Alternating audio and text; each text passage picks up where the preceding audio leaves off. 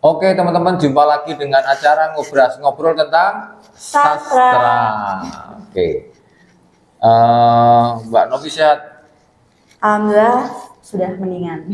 Oke, ini dari dulu sakit terus, Iya. tapi puji Tuhan, syukur alhamdulillah sehat ya. Iya, Sampai akhirnya kuliah sampai di penghujung. betul. Oke Masih gak nyangka. teman-teman, terima kasih terus menyimak acara Ngobras. Hari ini episode yang ke-32. Luar biasa, istiqomah terus, rajin membaca teman-teman. Pasti kalau kalian membaca, urusan ngerti tidak ngerti itu wilayahnya Allah, wilayahnya Tuhan. Tugas kita adalah belajar. Kemudian kalau kita belajar dan membaca terus, Allah juga pasti nanti tiba. Di Muslim itu, di Al-Quran itu perintah pertama ya Iqra, membaca. Maka teman-teman harus membaca, karena kita harus prihatin dengan kondisi pendidikan Indonesia yang peringkatnya terus merosot, terutama dalam hal literasi. Kita jauh di bawah Malaysia, apalagi Singapura, kita pun di bawah Vietnam, menyedihkan sekali. Maka yang bisa mengubah peradaban Indonesia dan maju ya lewat pendidikan. Maka teman-teman saya yang kebanyakan saya undang ini semua bekerja. Ini Mbak Novi ini bekerja di Honda. Iya. Nanti ada tamu berikutnya juga bekerja, dan mereka kuliah karena sadar bahwa untuk menaikkan grade, gaji dan seterusnya itu ya memang lewat jalur pendidikan.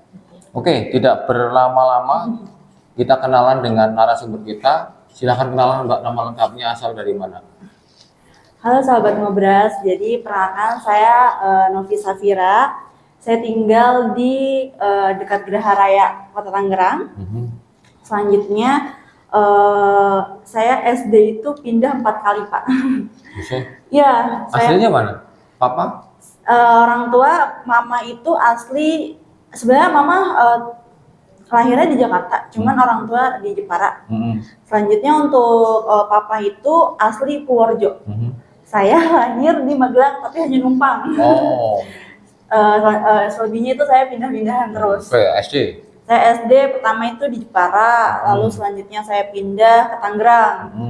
Kota. Betul, Tangerang Kota. Saya dari Tangerang Kota saya pindah ke Bandung. Sampai ke Bandung itu saya pindah lagi ke Bekasi. Terakhir itu sampai tamat. Buset. Iya. Temenmu banyak itu zaman Teman dulu. saya banyak. Kalau ada WA dulu atau Instagram ya. Iya, sekarang masih berteman Pak kita. Oh, gitu. Paling tapi dari teman Bekasi saja sih. SMP? SMP saya di Bekasi itu salah satu SMP favorit. Apa itu? Di SMPN 37. Oke, SMA? Tapi saya pindah lagi Pak dari Bekasi. Kelas 2 itu saya pindah ke Tangerang lagi nih Pak. Saya jadi meneruskan SMP itu di PGRI 400 di swasta. Selanjutnya setelah selesai SMP, saya lanjut SMK itu di Pancakarya di Kota Tangerang. Jurusan? Saya administrasi perkantoran. Oh, oke. Berarti sekarang cocok sebenarnya? Iya. Di pekerjaan sekarang? Iya. Customer care. Oke, teman-teman, hari ini kita akan memulai untuk membedah novel-novelnya tokoh dari Brasil, Paulo Coelho. Kemarin sempat kita membahas Sang Alkemis. Nah, kita akan masuk di novel yang kedua, judulnya Gunung Kelima. Gunung Kelima. Silakan ceritakan, Mbak, sinopsisnya. Untuk sinopsis Gunung Kelima itu dia menceritakan tokoh utama yang bernama Nabi Elia. Nabi Elia itu sebenarnya saya sudah searching ternyata untuk kisah ini tuh memang ada. Mungkin di aransemen oleh si Paulo ini itu kisah ini sudah diceritakan di kitab Injil. Selanjutnya si Nabi Elia ini memang dia berasal dari Israel. Tapi ada suatu kejadian di mana Ratu Isabel ini memerintahkan untuk nabi-nabi yang berada di Israel untuk dibunuh. Lalu Nabi Elia ini kabur. Sebenarnya dia sempat mau hampir dibunuh, cuman diloloskan oleh si pembunuhnya tersebut. Diloloskan, si Nabi Isabel ini dia pergi jauh dari Israel. Dia melalang buana, dia nggak tahu mau kemana Pak. dia hampir mati. Selanjutnya dia dapat bisikan dari malaikat Tuhan. Jadi dia juga punya malaikat pendampingnya, tapi ini dia dapat bisikan dari malaikat Tuhan untuk memerintahkan kalau dia pergi ke kota Akbar dan bertemu seorang janda yang punya anak laki-laki. Dia pasti akan menerimanya, kata malaikat Tuhan.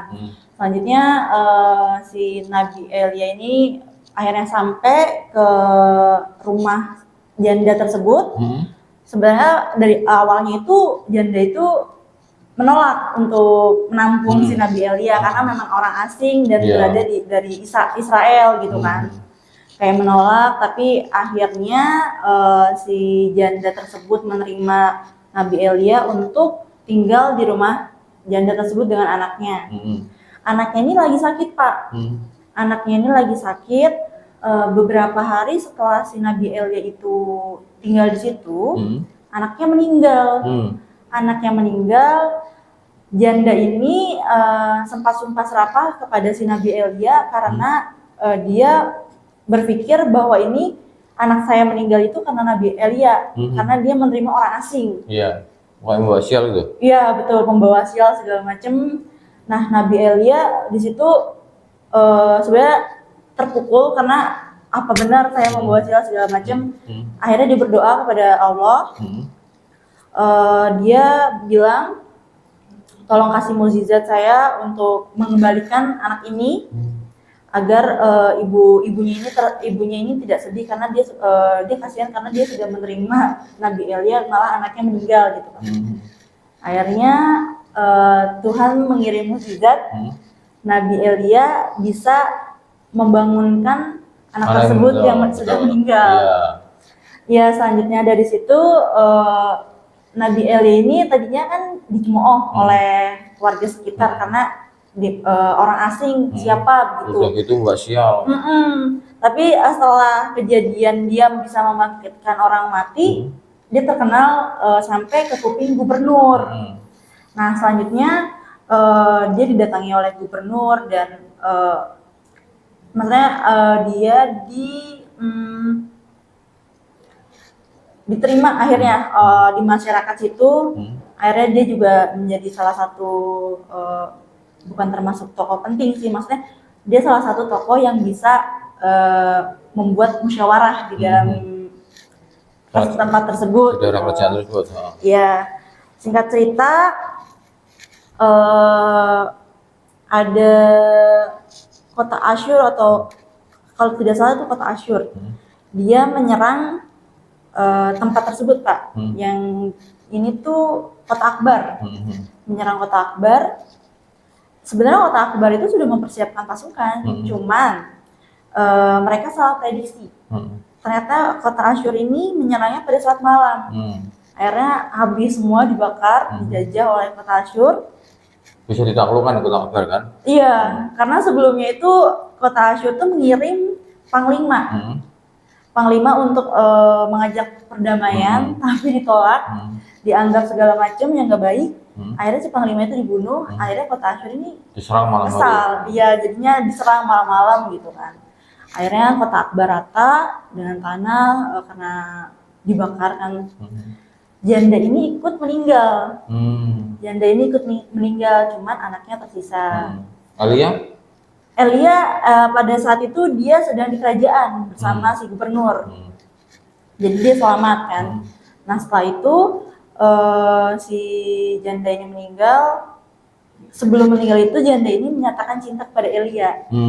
Dan Elia emang sempat berpikir dia mau kembali lagi ke Israel karena dia belum menuntaskan apa yang sedang menjadi tujuan dia gitu kan. Cuman ada satu kalimat yang tercatat di buku ini yang membuat saya mikir, oh mungkin ini yang membuat si janda ini meninggal, di mana janda ini sempat bilang, saya akan mengikuti kamu kemanapun kamu pergi. Terus Elia bilang, tapi saya akan membunuh Ratu Izebel, di mana Ratu Izebel ini ternyata satu kampung lah sama si janda ini. Tapi si janda ini sebenarnya tuh nggak setuju gitu kan. Cuman dia hanya bilang saya akan mengikuti kamu. Nah dalam hati si janda ini bilang, saya akan mengubah pikiran kamu untuk membunuh Ratu Izebel gitu. Saya mikir kayaknya mungkin si janda ini mati karena takutnya bisa ngerubah pikiran si Elia. Iya, karena kan laki-laki tuh bisa berubah pikiran. Karena perempuan. Iya, betul Pak. Betul, banyak itu dalam peradaban. Iya. Mahabharata juga begitu kan. Iya. Selanjutnya sudah si singkat cerita si janda ini meninggal, akhirnya dia cuma berdua doang tuh Pak sama anaknya. Dimana yang masih janda ini Yang dihidupkan tadi. nitipin anaknya itu tolong dijagain segala macem. Dia Anaknya cowok kan itu? cowok.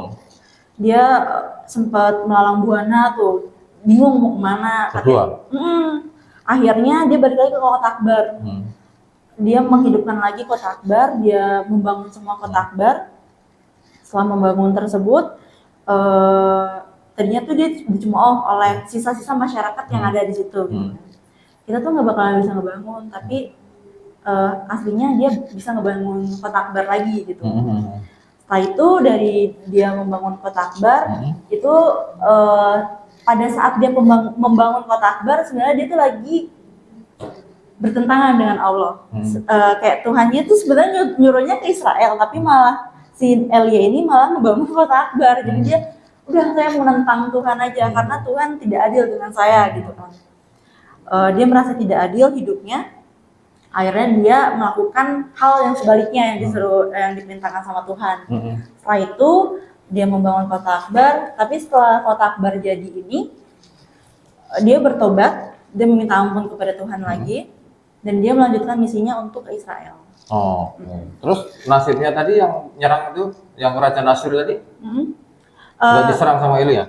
Enggak, karena setelah dia sempat balik lagi tuh ke kota Akbar, setelah kota Akbar jadi.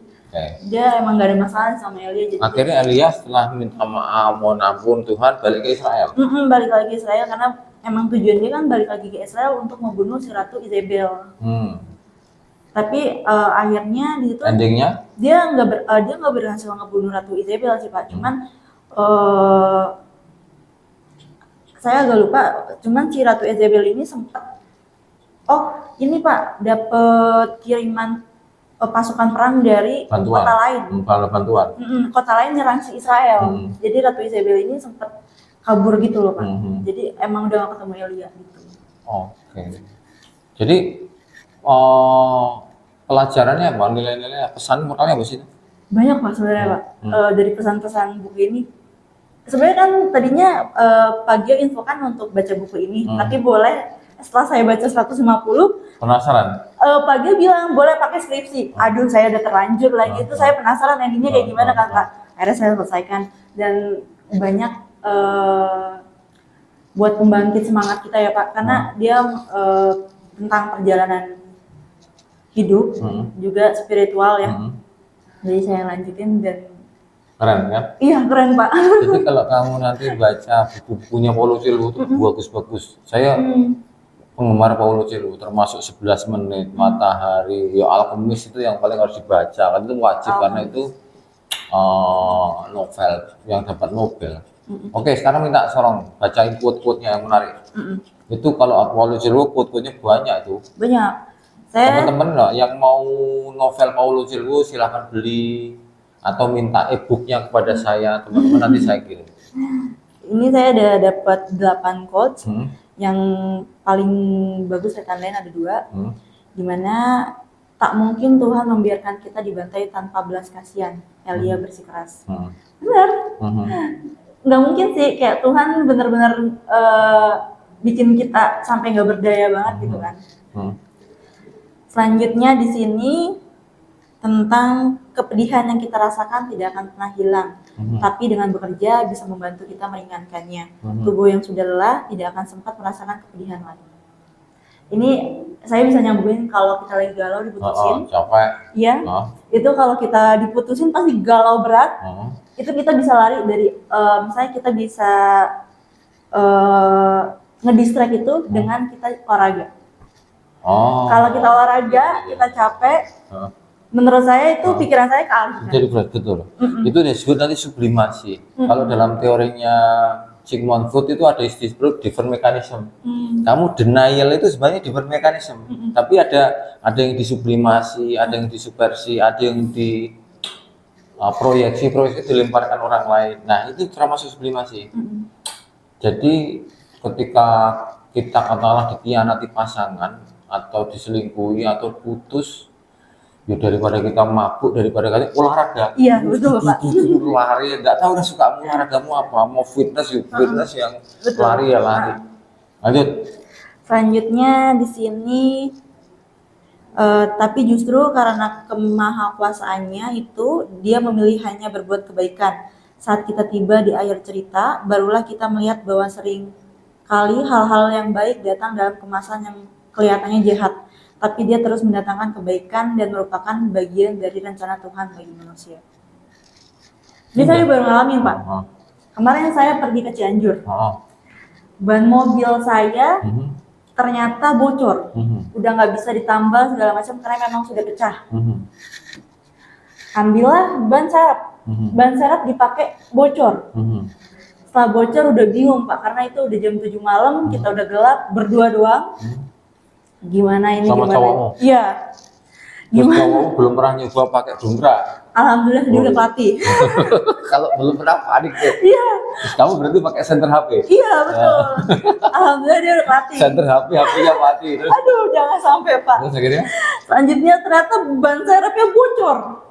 Ban serepnya bocor, kita bingung cari tambal ban di mana karena daerah Cianjur, maksudnya saya di Kebun Raya Cibodas. Iya. Gimana ini? Saya udah panik, Pak. Kata cowok saya, udah jangan panik, kata dia gitu, Pak. Untung cowokmu tenang. Iya, tenang, alhamdulillahnya, Pak. Setelah itu kita ketemu bengkel, Jalan terus dipaksa? di jalan dipaksa, Pak. Iya harus. Bingung. Mending remok-remok. Iya. Kan bisa diselamatkan yang cadangannya terus. Nah, saya mikir yang pertama dicek itu kan banyak aslinya. Ternyata itu robek. Ban yang seret kempes. Saya mikir, aduh ini robek lagi gitu kan. Ternyata alhamdulillah, Pak. Masih bisa, Pak. Kita pakai airnya pulang ke Tangerang. Alhamdulillah sampai, Pak. Enggak ada. Ketemu tambal ban? Enggak, ternyata itu cuma kempes aja, Pak. Oh. Karena kita khawatir kan, aduh kalau misalnya ini Oh, jadi ketemu orang ngisi angin? isi angin aja. Oh lah. Maksudnya kan kita udah hopeless ya, Oh, dua-duanya kempes, pasti pikiran kita, aduh kita nggak bisa Iya. pulang gitu kan. Pasti ya ganti ban. Udah malam itu, Pak, udah jam 7 kan daerah sana mah. Hari apa? Kemarin baru kejadian banget, Pak. Itu hikmahnya terhindar dari macet. Iya betul, Agak Pak. berkurang, kan? Iya, 1 jam saja, Pak, kita dari puncak sampai ke Tangerang. Di Cianjurnya? Makan sate itu Marangi? Enggak. Sate yang Hanjarwan? Hanjarwan? Iya, saya nggak makan juga, Pak. Oh, saya kemarin Hanjarwan 2 jam ngantri. Wah, iya betul, itu emang rame Stepi banget. ke arah Rialeri. Ada sate terkenal itu di sana. Iya benar. Saya makan alam Sunda, Pak. Oh, Alam Sunda aja tuh oke. itu udah. Satu lagi. Satu lagi. Itu makanya kalau banyak membaca itu kita punya cara pandang ketika ada masalah. Oh iya gitu kan. Oke, satu lagi. Selanjutnya di sini, tapi orang tak mungkin gagal meraih impiannya, meski pada saat-saat tertentu dia yakin dunia ini dan orang-orang lain lebih kuat daripada dirinya. Rahasianya cuma satu, jangan menyerah. Iya, kembali lagi jangan menyerah. Iya, benar, jangan menyerah. Apapun ya teman-teman, masalah itu selalu ada. Iya, Yang penting jangan menyerah dan minta sama Allah untuk diberi kuat. betul, Itu Pak. aja. Oke, thank you. Minta closing statementmu supaya teman-temanmu, aku lihat sharingmu tadi bagus karena kita ada beberapa kasus punya cara pandang setelah baca buku. Sharing motivasi teman-temanmu adik-adik yang semester awal. Ini yang sedang saya alami ya teman-teman ya. Jadi sepertinya saya akan menambah semester karena ada problem di skripsi saya. Saya sempat berpikir sedih ditinggal teman-teman wisuda. Cuman saya berpikir lagi, mungkin ini jalan Tuhan. Mungkin kalau misalnya saya selanjutkan langsung semester 8 ini habis, mungkin saya tidak dapat hadiahnya di semester 9. Gitu. Saya percaya mungkin karena saya skripsi di semester 9, saya dapat hadiah dari Allah. Oke, harus percaya itu Iya. teman-teman. Harus tetap positive thinking dan tetap semangat. Pasti ada ganti. Thank you, Vi. Ya. Terima Semangat kasih, terus. Bapak. Oke. Ya. Oke, teman-teman, thank you untuk obrolan kali ini. Semoga bermanfaat. Salam literasi. Thank you. Terima kasih. Bye-bye.